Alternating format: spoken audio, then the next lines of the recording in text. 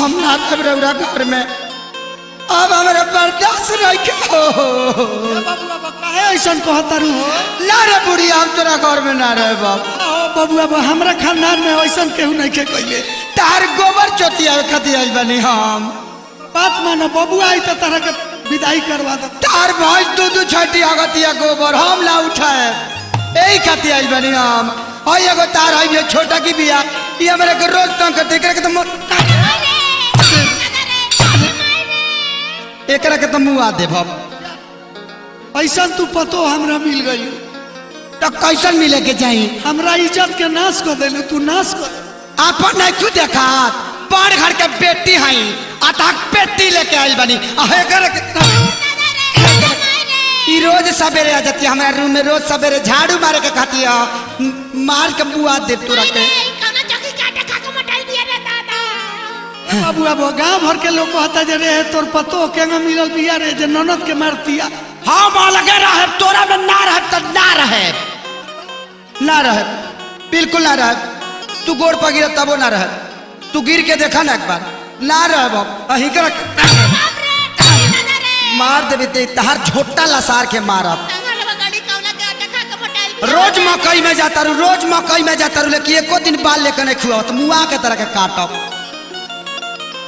बड़ा वियोग में बिया आ का कहतिया हो कि अब जदी बोला बूता अब जदी बोला बू चूल्हा अलगे जरी है सासु झगड़ा लमहर बढ़ी। अब एगो ना सुनब हम जाए अलगा रहब त रहे एगो चूहाली के दूर दूगो बनाए तबे छोड़े दम ले बेगा ना ले। अरे बहुत बर्दाश्त हो गई रे दादा अब नहीं खे रहा जात हो माही। ए बबुआ हमरा घर में दूगो चूल्हा जारी रे बुढ़िया जारी देख के जरा था। अरे अब जदी बोलबू चूल्हा अलगे जारी हो आगे झगड़ा बढ़ी। तू बुझत नहीं खूब बहुत बर्दाश्त हो गई अब हमरा से तन को बर्दाश्त नहीं क्या होता। हाँ कार्तिक बना है आर्थिक बहाई मारे बुढ़ियों के जतार चौल बिगाड़ दे। अरे बाप रे कामना के घर के ही अरे सास से पल्ला उठावतिया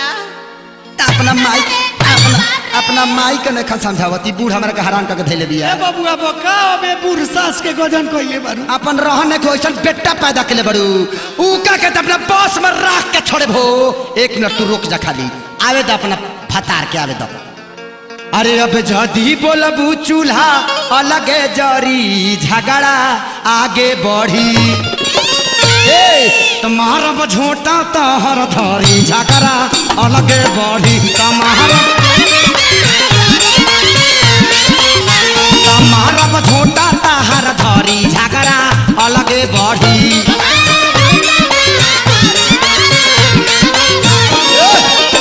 अब जदी बोलबू चूल्हा अलगे जरी हो झगड़ा आगे बढ़ी।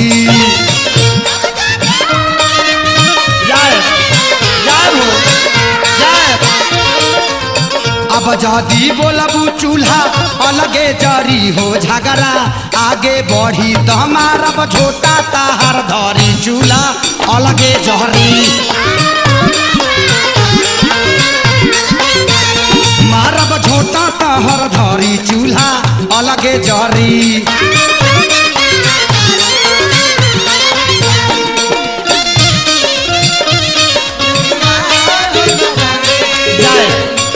हमरा के मुरली नहीं रोक सकत ना उमेश रोक सकत है रोक नहीं के रोक सकत ना बिहटा से कमलेश जी रोक सकत है ना सोनी सुमा रोकी लोग हो जाला ना ब्रह्मपुर से मुखिया जी रोके हैं ना बलिया के गीतांजलि जी रोकी है मुआ सब बुझ ली हो ना महेश रोकी कौन रोक के देखा ना निकल चौक बोल के छोड़े। सुन ले एक बात हमार ढेर जदी बोलाबू तो साहेब नहीं गारी।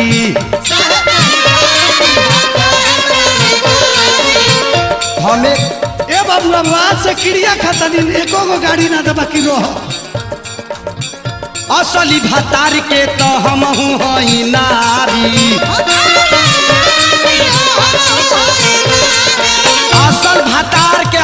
असल भातार के हमारो भातार एक पीस बावे तहारा के तरह के अलग करवा के तहार पेंसिल खाइबू पेंसिल।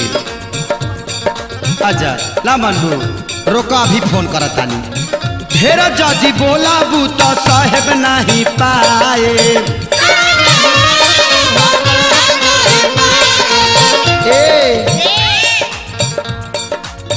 कही के मरद से अलग खाना बनवाए कह के मरद से खाना अलग बनवाए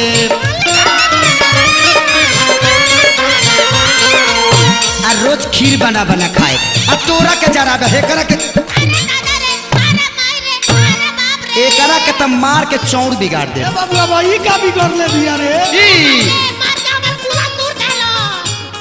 यही का बिगड़ ले बिया जेकरा के तू मारत तारा माई बेटी के चन्ना के चाना ना चबौनी त हमर नाम असल बाप के बेटी ना तू देख ली हल हमरा के करे बे माना मानी के हूँ कुछबू न करी झगड़ा आगे बढ़ी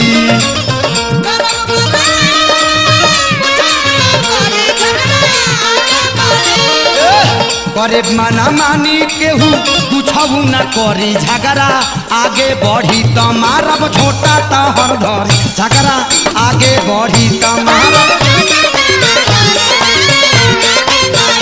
मारब छोटा तहर धरी झगड़ा आगे बढ़ी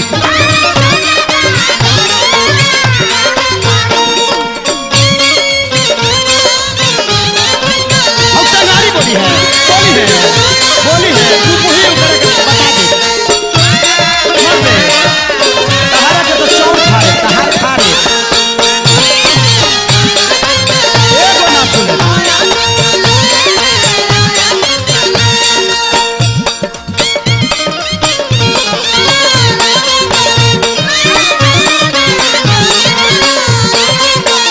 ए भौजी जा तनी तो पोली वाला बैग धके देते ना रगे तो हम पियाइबे रे ते पोलियो के दवा पियाइबे अरे अपना पिए के अपना पिए के फेरा में नहीं खी अपना पिए के तहारा के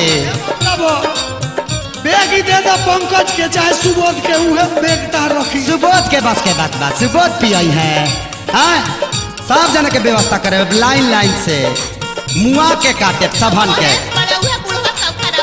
उहे तो बिगड़ले बा घर हमार तहनी दोनों के रहन खराब कैले बा बूढ़ आया के नोट दे देता ऊ नोट देता रे कमाता रे ढेर मारब जे ओकर आधा माथा छील दे और अतिया कहतिया बाबूजी बिहले बाड़े देई के दहेज हो मंगनी नहीं किया तेरा घर में बाबू तोर बाप हमरा के कुछो नहीं के देले अच्छा आधा भर के सोना लेके आइल बनी मुआ देता रखे छोड़े बाबूजी बिहले बाड़े देई के दहेज हो चूल्हा चौकी करब तो ई घट जाई इमेज हो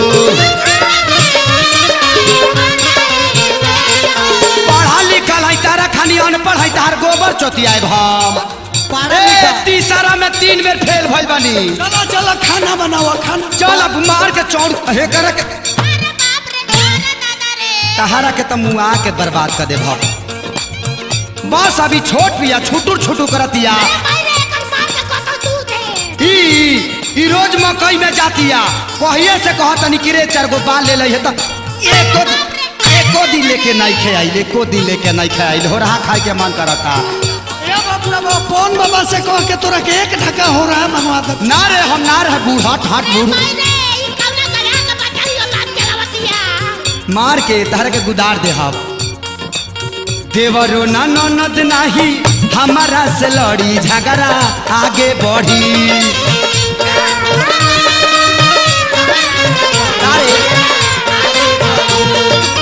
देवर ननद नहीं हमारा से लड़ी झगड़ा आगे बढ़ी तो सुना बुझ जा सुधर जा दोनों जानी मदन के बोलेबू मदन के बदन नहीं क्यों देखा पहले से मोटाइल बड़े अपने खा खा के भोंगाई रहता तोरा के तो तोर चौड़ फाड़ दादा दादा करा थारू। अरे देवरो ननद नहीं हमारा से लड़ी झगड़ा आगे बढ़ी। तो देवरो ननद नहीं हमारा से लड़ी झगड़ा आगे बढ़ी। तो मारब झोटा तहर धरी चूल्हा अलगा जहरी। तो मारब झोटा तहर धरी चूल्हा अलगा जहरी।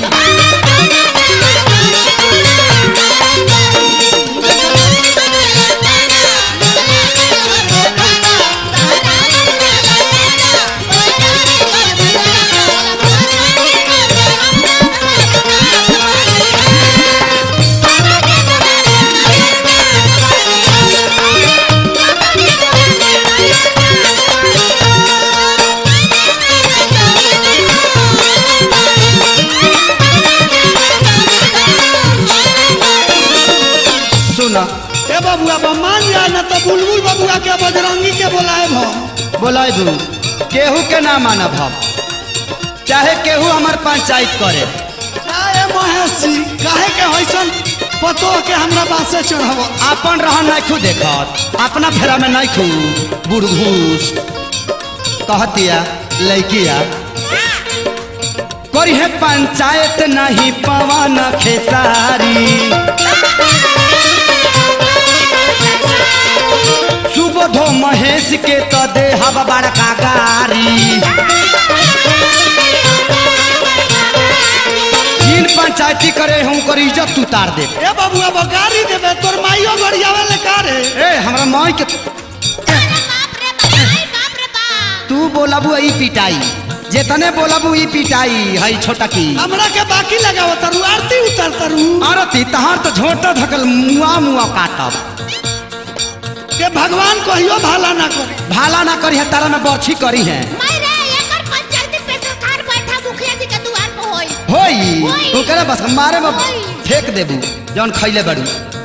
लड़किया कहतिया करी है पंचायती नहीं पवन खेसारी।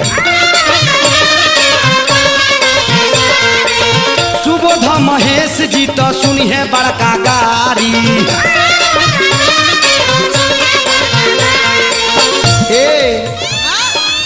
भूषणया शंभुवती कैले बाड़े बड़ी झगड़ा आगे बढ़ी। लोग कम हमरा संग गजा नहीं कैले बा। भूषण शंभुवती कैले बाड़े बड़ी झगड़ा आगे बढ़ी। तमारब झोटा तहर धरी चूल्हा अलगा जहरी। तमारब झोटा तहर धरी चूल्हा अलग मुआ दे।